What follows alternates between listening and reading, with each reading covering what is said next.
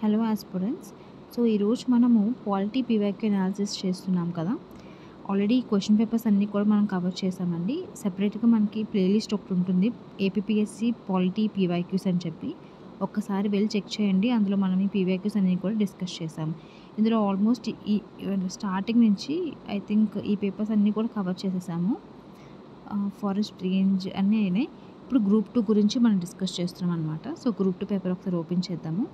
So ఒకటి గుర్తుపెట్టుకోండి, ఈ పాలిటీ పీవైక్యూస్ అనేవి మనకి ప్రతి ఏపీపీఎస్సీ ఎగ్జామ్కి ఇంపార్టెంట్. బికాస్ ప్రతి ఏపీపీఎస్సీ ఎగ్జామ్లో మనకి general studies and mental ability common అనమాట. సో ఖచ్చితంగా మనకి ఈ పీవైక్యూ అనాలిసిస్ అనేది చాలా చాలా ఉపయోగపడుతుంది. ఓకే, సో మనం ఆల్రెడీ గ్రూప్ 2 పేపర్ని డిస్కస్ చేసాము, చాలా క్వశ్చన్స్ ఆల్రెడీ కవర్ చేసాము. ఇప్పుడు 101 క్వశ్చన్ చూద్దాం. I think 101 is all about parties. I think that is not that important, but ఒకసారి చూద్దాం. ఓకేనా. సో పొలిటికల్ పార్టీస్ని అరేంజ్ చేయమన్నాడు. సో ఫస్ట్ థింగ్ వచ్చేసరికి ద్రవిడ మున్నేత్ర కజగం అని చెప్పి మనకి డిఎంకే అనమాట. అది తమిళనాడులో ప్రజెంట్ అన్నా డిఎంకే అది ఉంది కదండి. సో అదనమాట. సో మనకి దాని తర్వాత తెలుగుదేశం పార్టీ, తర్వాత Bahujan Samaj party and Samajwadi party. I think it's not that important, నేను గుర్తుపెట్టుకోవాల్సిన అవసరం లేదు. 102 రైట్ టు ఇన్ఫర్మేషన్ యాక్ట్.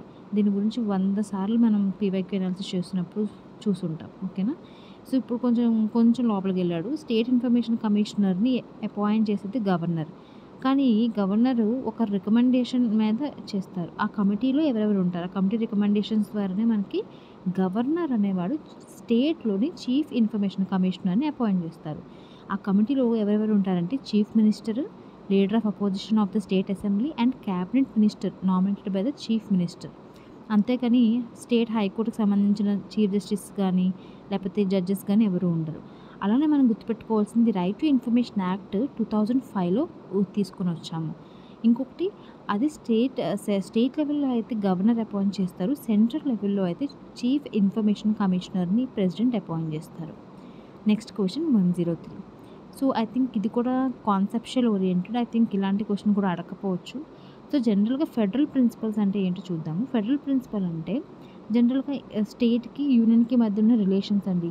ఎక్కువ స్టేట్కి ఎంత లిబరల్ ఇస్తామో, ఎంత లిబరల్గా మనం స్టేట్కి ఆటోనమీ అనేది ఇస్తామో అది అంత ఫెడరల్గా ఉన్నట్టు అనమాట.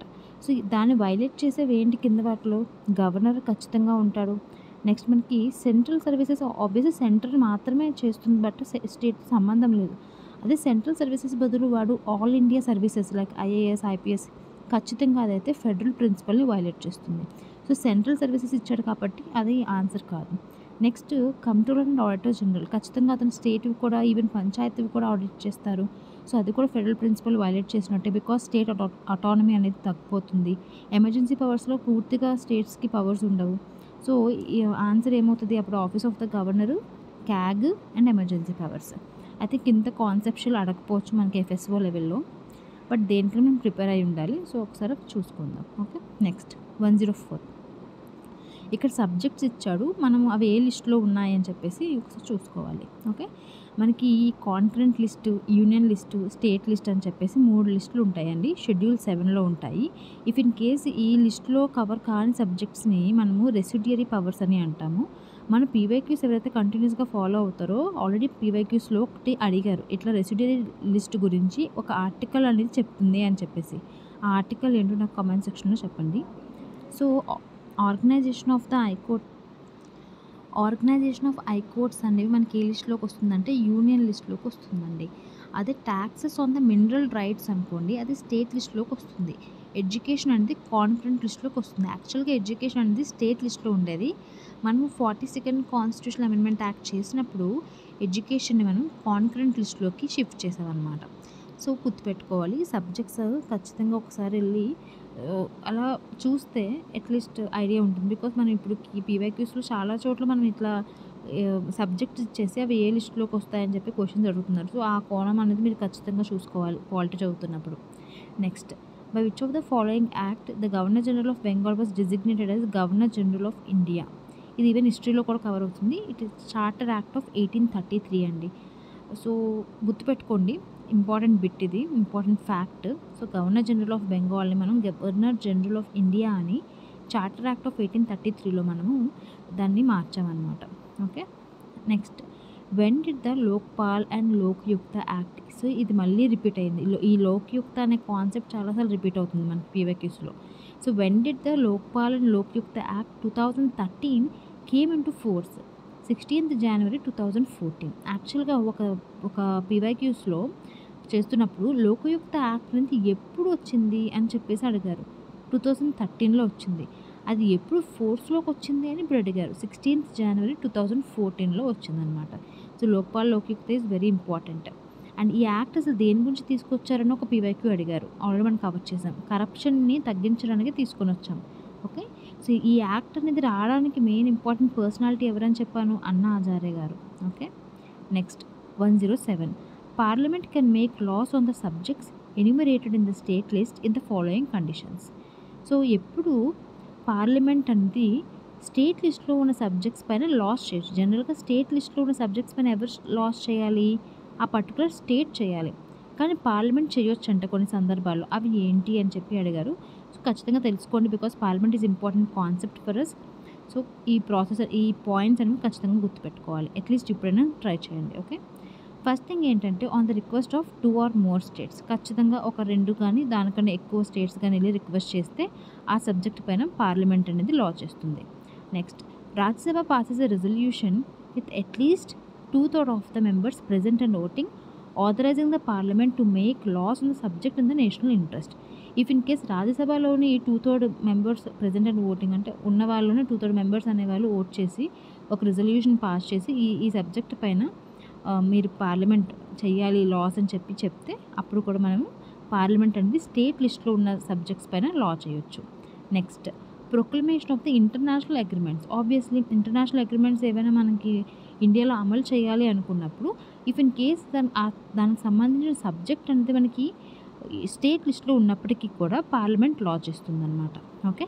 Next, the Lok Sabha passes a resolution with at least 2/3 of the members present and voting authorising the parliament to make law. తప్పండి, అసలు లోక్సభకి ఆ పవరే ఉండదు. ఉంటే రాజ్యసభకి మాత్రమే ఉంటుంది. అది కూడా 2/3 of the members present and voting అనమాట. ఓకే. ఈ పాయింట్స్ గుర్తుపెట్టుకోండి. Next, the 11th fundamental duty was added by which constitutional amendment act. ఖచ్చితంగా ఫండమెంటల్ డ్యూటీస్ కాన్సెప్ట్ చాలా చిన్నగా ఉంటుంది. అన్ని పాయింట్స్ మీరు తెలుసుకోవాలండి, బికాస్ క్వశ్చన్స్ అనేవి ఇస్తున్నారు రిపీటెడ్గా. సో 11th ఫండమెంటల్ డ్యూటీని మనం ఎప్పుడు యాడ్ చేసామంటే 86th కాన్స్టిట్యూషనల్ అమెండ్మెంట్ యాక్ట్ 2002 ప్రకారంగా. అండ్ ఈ యాక్ట్ ప్రకారంగానే మనము ఫండమెంటల్ రైట్లోని ఆర్టికల్ 21A రైట్ టు ఎడ్యుకేషన్ని కూడా యాడ్ చేసాము. గుర్తుపెట్టుకోండి. అండ్ ఫండమెంటల్ డ్యూటీని ఏ కమిటీ రికమెండేషన్ ద్వారా మనం తీసుకొని వచ్చామంటే స్వరణ్ సింగ్ కమిటీ. ఓకేనా. అండ్ మనకి వర్మ కమిటీ గురించి కూడా నేను అడిగాను, ఆల్రెడీ చెప్పాం పీవైక్యూ అనాలిసిస్లో. కామెంట్ సెక్షన్లో ఒక్కసారి టైప్ చేసి పెట్టండి, సో దట్ అందరూ కూడా ఒకసారి చూసుకుంటారు. ఓకేనా. Next 109. The UPSC is the central recruiting agency in India. కరెక్టేనా? కరెక్టే. It is an independent recruiting constitutional body. కరెక్టేనా? కరెక్టే. కానీ అది కరెక్ట్ ఎక్స్ప్లెనేషన్ కాదు. So the UPSC central recruiting agency in India అన్నాడు, కానీ అది ఎందుకు సెంట్రల్ రిక్రూటింగ్ అనేది అని వాడు కరెక్ట్ ఎక్స్ప్లెనేషన్ మనకి ఇవ్వలేదు, కాబట్టి it is not a correct explanation, but both are correct. Next question, the 73rd constitutional amendment act is a significant landmark in the evolution of the grass roots democratic institutions in the country. ఎందుకు? Because అది Panchayat Raj institution. 73rd constitution amendment act అనేది ఖచ్చితంగా ల్యాండ్మార్కే. And మనకి democratic grass root అంటే local లెవెల్లో institutions అని democratic institutions like పంచాయతీలు ఇవన్నీ కూడా రావడానికి మెయిన్ ఇంపార్టెంట్ కారణమైంది అమెండ్మెంట్ యాక్ట్ అనేది. And this act has brought the panchayat raj institutions under the purview of the justiciable part of the constitution.